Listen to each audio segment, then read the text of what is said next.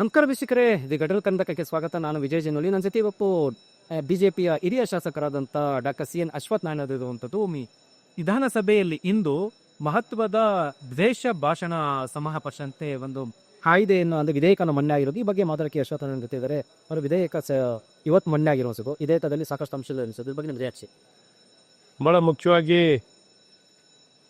ಕಾಂಗ್ರೆಸ್ ಸರ್ಕಾರದ್ದು ಸದುದ್ದೇಶನ ದುರುದ್ದೇಶನ ನೋಡಬೇಕಾಗಿದೆ. ಈಗ ಬಿಲ್ಲನ್ನು ಮಂಡಿಸುವಂಥದ್ದು ಮಾಡಿದ್ದಾರೆ. ಆ ಬಿಲ್ಲಿನ ಸಾರಾಂಶ ಮತ್ತು ವಿಚಾರಗಳನ್ನು ಮಾಹಿತಿಯನ್ನು ನೋಡಿ ಇದು ಒಳ್ಳೆಯ ದಿಕ್ಕಿನಲ್ಲಿ ಒಳ್ಳೆಯ ಉದ್ದೇಶದಲ್ಲಿದೆ ಅಂತ ನೋಡುವಂಥದ್ದಾಗುತ್ತೆ. ಇದು ಸಂವಿಧಾನಕ್ಕೆ ಮತ್ತು ನಮ್ಮ ಸ್ವಾತಂತ್ರ್ಯಕ್ಕೆ, ನಮ್ಮ ಹಕ್ಕುಗಳಿಗೆ ವಿರುದ್ಧವಾಗಿದ್ದರೆ ಖಂಡಿತವಾಗಿಯೂ ಇದನ್ನು ವಿರೋಧಿಸುವಂಥದ್ದು ಮಾಡ್ತೀವಿ.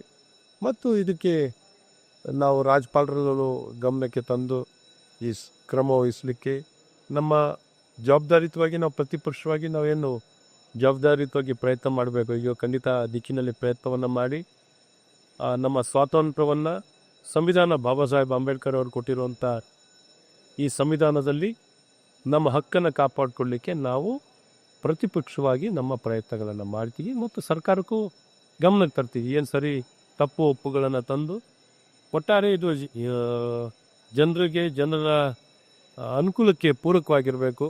ಹಾಗಾಗಿ ಅವರ ಸ್ವಾತಂತ್ರ್ಯಕ್ಕೆ ಏನು ಧಕ್ಕೆ ಬರದ ರೀತಿಯಲ್ಲಿ ಅವರ ಹಕ್ಕನ್ನು ಕಾಪಾಡಲಿಕ್ಕೆ ಎಲ್ಲ ಪ್ರಯತ್ನಗಳು. ಉದ್ದೇಶ ಸರ್ ಈ ರೀತಿ ತಂದಿರುವಂಥದ್ದು ಅಂದರೆ ಸಂಘ ಸಂಸ್ಥೆ ಹೆಸರು ತಂದಿರುವಂಥದ್ದು. ಅದೇ ರೀತಿ ಮೊದಲೇ ಬಾರಿ ತಪ್ಪಾದ 7 ವರ್ಷ, ಎಣ್ಣೆ ಬಾರಿ ಅದೇ ರೀತಿ ಭಾಷಣ ಮಾಡಿದ್ರೆ 10 ವರ್ಷ ಅಂತ, ಮತ್ತೆ ಸಂಘ ಸಂಸ್ಥೆಗಳು ಕೂಡ ಇದಕ್ಕೆ ಜವಾಬ್ದಾರಿ ಆಗ್ತವೆ ಅಂತ ಕೂಡ ಹೇಳಿರುತ್ತದೆ ಆ ವಿಧೇಯಕದಲ್ಲಿ.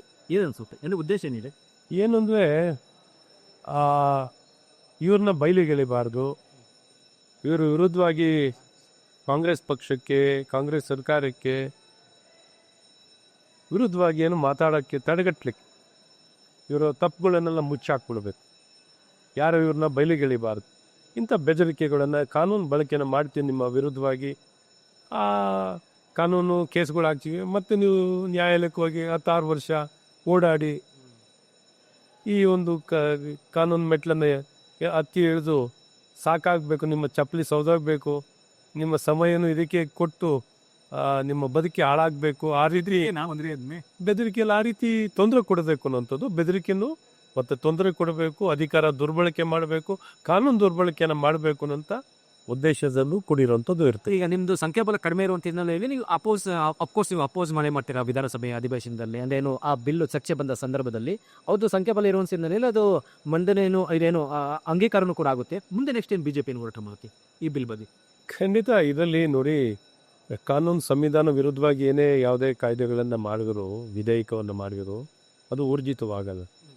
ಇವರು ಎಷ್ಟೇ ಪ್ರಯತ್ನ ಮಾಡ್ಬೋದು, ಅದನ್ನು ಬಲವಾಗಿ ಬಿಂಬಿಸುವಂಥ ಕೆಲಸ ನಾವು ಒಂದು ಪ್ರತಿಪಕ್ಷವಾಗಿ, ಸರ್ಕಾರ ಯಾವಾಗ ವಿಫಲವಾಗುತ್ತೆ, ದುರುದ್ದೇಶದಿಂದ ಕೂಡಿರುತ್ತೆ, ಆಗ ನಮ್ಮ ಜವಾಬ್ದಾರಿ ಹೆಚ್ಚಾಗುವಂಥದ್ದಾಗಿದೆ. ಖಂಡಿತ ಈ ದಿಕ್ಕಿನಲ್ಲಿ ನಾವು ಸರ್ವ ಪ್ರಯತ್ನಗಳನ್ನು ಮಾಡಿ ಕಾನೂನು ವಿರುದ್ಧ, ಸಂವಿಧಾನ ವಿರುದ್ಧವಾಗಿದ್ದರೆ ಅದನ್ನು ತಡೆಯುವಂಥ ಕೆಲಸಗಳು ನಾವು ಮಾಡೇ ಕಾನೂನು ಹೊರಟು ಕೂಡ ಸಂಖ್ಯೆ 60 ಒಬ್ಬರಿದ್ರು ಮಾಡಬೇಕು, 60 ಮಾಡಬೇಕು, ಪೂರ್ತಿ ಸಂಖ್ಯೆ ಇದ್ರೂ ಮಾಡಬೇಕು, ಏನಿಲ್ಲದ್ರೂ ಮಾಡೋಂಥದ್ದಾಗಬೇಕು. ಈ ದಿಕ್ಕಲ್ಲಿ ಒಂದು ರಾಜಕೀಯ ಪಕ್ಷವಾದ ಭಾರತೀಯ ಜನತಾ ಪಾರ್ಟಿ ಪ್ರಜಾಪ್ರಭುತ್ವವನ್ನು ಎತ್ತಿಡಲಿಕ್ಕೆ, ಸಂವಿಧಾನವನ್ನು ಎತ್ತಿಡಲಿಕ್ಕೆ ನಾವು ಸಂಪೂರ್ಣವಾಗಿ ಬದ್ಧರಾಗಿ. ವೀಕ್ಷಕರೇ, ಇದು ಅಶ್ವಥ್ ನಾರಾಯಣ ಅವರು ಹೇಳಿಕೆ. ಅವ್ರು ಹೇಳ್ತಾರಂಥದ್ದು ಇದು ಸಂವಿಧಾನ ಬಾಹಿರ ಮತ್ತು ಕಾನೂನು ವಿರುದ್ಧ ಕೂಡ ಈ ಬಿಲ್ ಅಂತಂದರೆ ನಾವು ಹೊರಗಡೆ ಕೂಡ ನಾವು ಹೋರಾಟ ಮಾಡ್ತಿರೋದ್ರ ಒಂದು ಎಚ್ಚರಿಕೆ ಸಂದೇಶವನ್ನು ರವಾನೆ ಮಾಡಿರೋದು.